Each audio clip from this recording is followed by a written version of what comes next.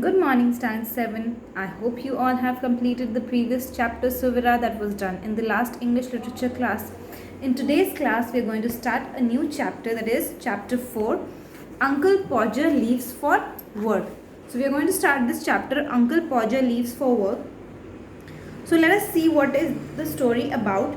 We all get delayed for various reasons. Delayed means we all get late. When we have to go somewhere, we get late na. So that is called delayed. Sometimes the reasons are true and sometimes we are at fault of causing the delay. Sometimes the reason may be true, like when you are going out for your school and you suddenly get a stomach ache and you need to go to the toilet. So what is that? That is a true reason. And sometimes when you are at fault for causing the delay means that you are unnecessarily saying that mummy, I don't want to go to school because I'm having a stomach ache, and you're just being naughty because you don't want to go to school. So this is causing the delay by fault. So, and we all give excuses for being late or simply pay the price for it. In this story, which is an extract from Three Men on the Bummel, we witness a morning in the life of Uncle Podger, who all for various reasons invariably gets delayed every day. So what does he do? He gets delayed every day and blames everyone but himself for missing the train. So what does he do? He blames everyone apart from himself. He never blames his own self, but he blames everyone else for getting him delayed and missing the train. From my uncle Podger's house to the railway station was an 8 minutes walk. So the distance from the uncle Podger's house to the railway track was just 8 minutes walk. So by walking, if you go, you will be reaching this railway station at 8 minutes only. So what my uncle always said was, allow yourself a quarter of an hour and take it easily. What he always did was to start 5 minutes before the time and run. So what he used to say that you should keep quarter of an hour, that is 45 minutes in your hand, and then you should leave. But what he usually used to do, whenever he had only 5 minutes for the train to come, he used to run. I don't know why, but this was the custom of the suburb, and many stout city gentlemen lived at Ealing. In those days, I believe some lived there still and caught early trains to town. So suburb means the people living in those area. The area over there is also called a village area of England, and the people over there, they had to go to the town for their jobs, for their work. So they used to catch the local train, and this Uncle Podger used to miss that local train because he used to leave the home 5 minutes before, and then he used to run. As most of the people used to run on the same track and on the same path, so he used to get late. They all started late and they all carried a black bag and a newspaper in one hand. So what was something that was similar for each one of them was that they all carried a black bag and a newspaper in one hand and an umbrella in the other.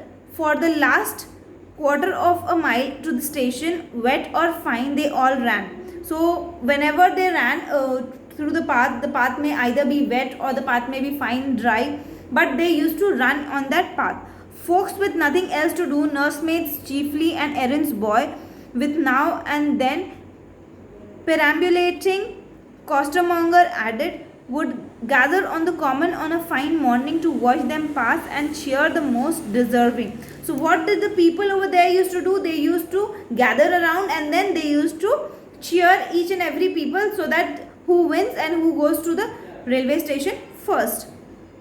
The exhibition appealed less to one's sense of art than one's natural admiration of conscientious effort. So over here it is being said that there was effort being made, wishing to do one's work or duty well and thoroughly. So they were going for their duty or for their work and they wanted to reach that place. So they were working thoroughly so that they could move to the railway station. And this was the work that was being done, and a lot of effort was being made to reach to the railway station. It was not that my uncle did not rise early enough, it was that troubles came to him at the last moment. The first thing he would do after breakfast would be to lose his newspaper. He always knew when Uncle Podger had lost anything by the expression of astonished indignation with which on such occasions he would regard the world in general. So the first thing that he used to lose or he used to leave at his home was his newspaper. The black bag and the newspaper that everyone carried amongst apart from that. So amongst that, one thing that he used to leave at his home, first thing, that was his newspaper. I never know where I have put anything. I am quite incapable of finding it again for myself. In this respect, I must be a perfect nuisance to everyone about me. I must set to work and change myself. So the author over here, he is saying that if he kept something at some place, he would never recognize it, or he could never get it. If he tries to remind himself of where he had kept the thing, he would have not done it properly. On the contrary, by some peculiar course of reasoning, he had convinced himself that whenever he lost a thing, it was everybody else's fault in the house but his own. So what he used to do is, whenever he lost something, like the newspaper that he lost, or anything else that he lost, he used to blame the other persons living in the house, and he would never blame his own self, that it was his own reason, because of his own reason, that he had lost it. But he used to give or blame the thing to be because of the people living in the houses. I had it in my hand here not a minute ago, he would exclaim. So he would used to exclaim with a sudden feeling that he had it in his hand 1 minute ago, and where did it vanish? So he used to get angry at people living in the house, and he used to say that it is because of their mistake that he always loses his things. From his tone, you would have thought he was living surrounded by conjurers. Conjurers over here are people who make something appear or disappear unexpectedly or from to or nowhere. So according to him, he lived between conjurer, means people who used to take away the things or hide it somewhere or keep it somewhere else. So according to him, he lived with people, those were called conjurers, who used to keep the things here and there. But it was not true, who spirited away things from his merely to irritate him. Who spirited away means who used to keep the things here and there so that he could be irritated, so that he could get disturbed. Could you have felt it in the garden? My aunt would suggest. So the aunt would suggest that you could have felt it in the garden. Did you leave it over there? What should I want to leave in the garden for? I don't want a paper in the garden. I want the paper in the train with me. So he used to now start off with his conversation with the aunt. Aunt used to just remind him that whether you've kept it in the garden or what. You can go and check over there. So he used to start exclaiming that no, I haven't kept, because a garden doesn't need any kind of paper in its place. So he says that what should I want to leave it in the garden for? So you haven't put it in your pocket. So again, one more time, aunt tries to remind him, so haven't you put it in the pocket? So do you think I should be standing here at 5 minutes to 9 looking for it if I had it in my pocket all the while? So he is saying that if I had it in the pocket, do you think that it is 5 minutes to 9 and I have only 5 minutes to catch my train, I would be standing over here and conversing with you, like talking to you about my newspaper? I don't have it with me. So here somebody would explain what's this, and hand him a paper from somewhere neatly folded. I do wish people would leave my things alone. He would growl, snatching it savagely, and he would open his bag to put it in, and then glancing at it, he would pause speechless with a sense of injury.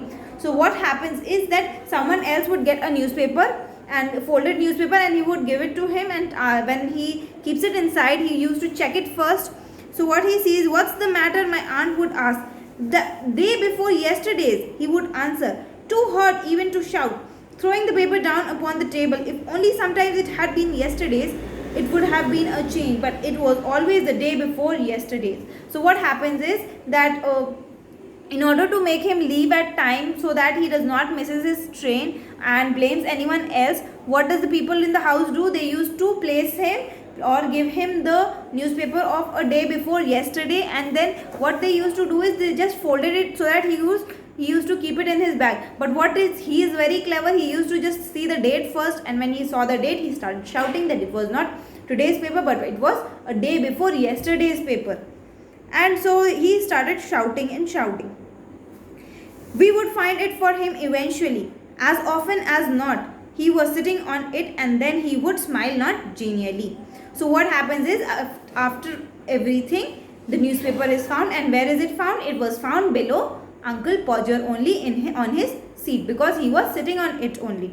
And then he smiles genially. Genially over here means in a friendly or cheerful manner because he has got his newspaper that he was finding. Okay.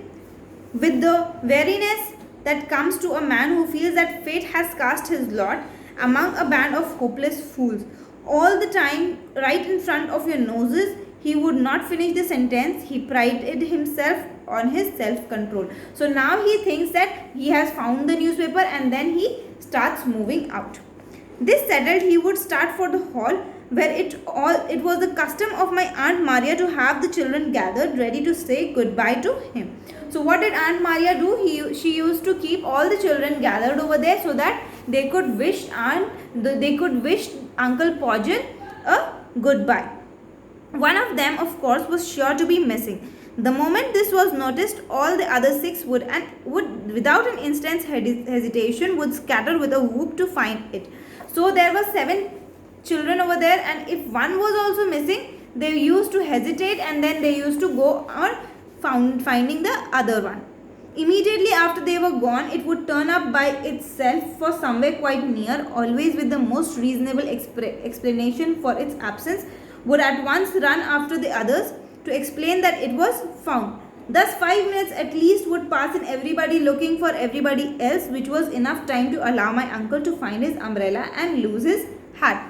So 5 minutes again they were losing. Why? Because the children were finding one another and Uncle Podger was finding his umbrella and losing his hat. So this Uncle Podger, one by one, he keeps on getting instances or situations which makes him go late to the railway station or delays his visit to the railway station. Then at last, as the group reassembled in the hall, the drawing room clock would commence to strike 9. It possessed a cold penetrating chime that always had the effect of confusing my uncle. So whenever the chime, that is the sound of the 9 o'clock would have happened over there, the uncle was confused because he was already late. In his excitement, he would kiss some of the children twice over and pass by others and forget whom he had kissed and whom he hadn't, and have to begin all over again. So what happens is he was in a great hurry, so he starts kissing the children, and when he kisses, he doesn't even imagine whom he has already kissed. So what happens is he starts it all over again, and then again he wastes his time.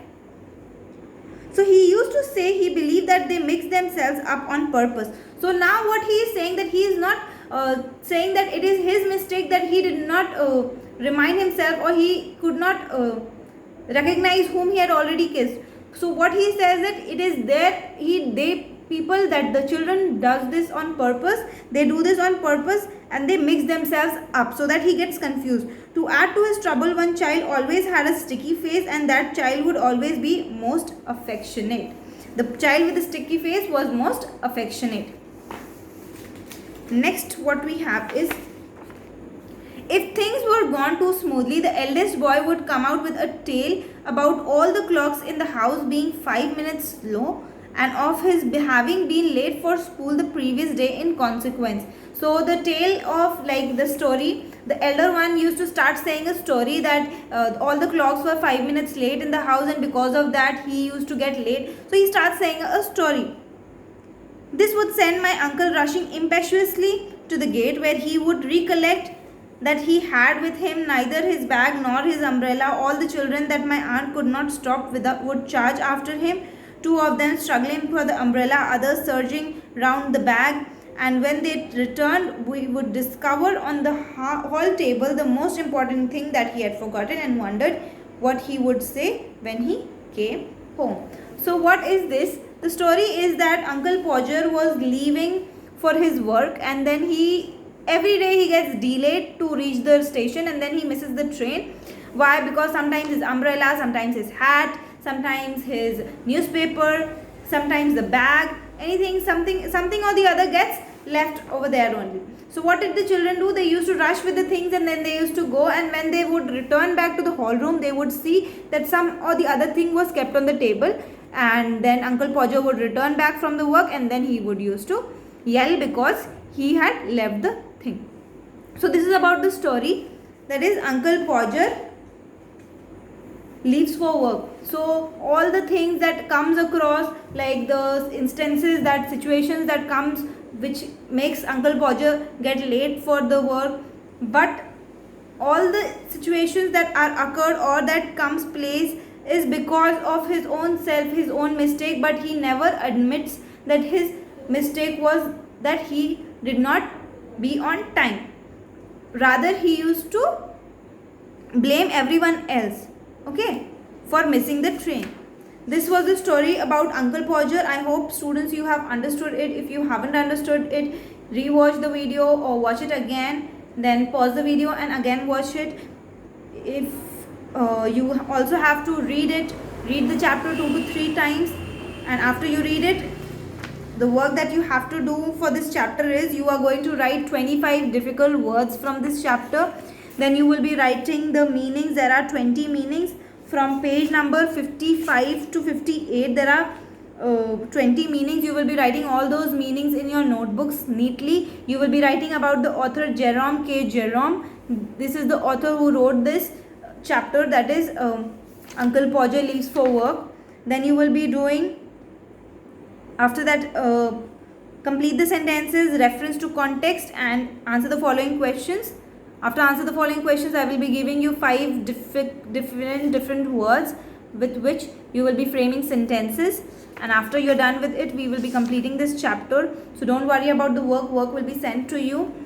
You please complete it regularly and start learning it for the exams also. Thank you so much, students. We will be completing the 4th chapter, that is Uncle Podger Leaves for Work. And I hope we will be meeting in the next class with a new chapter. Thank you so much, students.